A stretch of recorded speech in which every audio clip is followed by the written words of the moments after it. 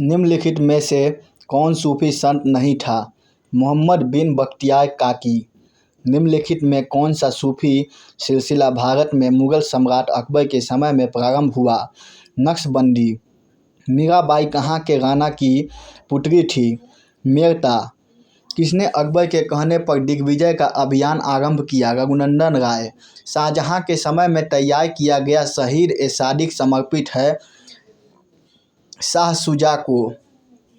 दलैल-उल-अरफीन है मीर मोइनुद्दीन चिश्ती के कथनों का संग्रह। सूफी समाज से अलग क्यों रहता था? एकांतवाद साधना के लिए आवश्यक था। भारत में सर्वाधिक फिरदौसी सूफियों की लोकप्रियता कहाँ थी? बिहार।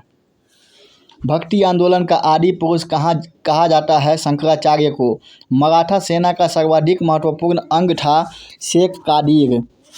दक्षिण भारत में वैष्णव भक्ति संतों को कहा जाता था? अलवार।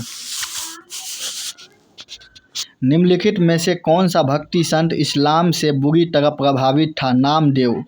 किस भक्ति संत ने राम की आराधना नहीं की? रामानंद। वह भक्ति संत कौन थे जिनके 12 शिष्य थे, जिसमें नाई, जुलाहे, कसाई आदि शामिल थे? रामानंद। शुद्ध अद्वैत का सिद्धांत किसने प्रतिपादित किया? वल्लभाचार्य। निम्नलिखित में से किस भक्ति संत ने पहले सूफी मत स्वीकार किया परंतु बाद में उसे छोड़ दिया? नानक। नानक ने निम्नलिखित में से किसको ईश्वर प्राप्ति का सर्वश्रेष्ठ मार्ग बताया? चरित्र की शुद्धता। सरंजाम क्या था? भूमि अनुदान।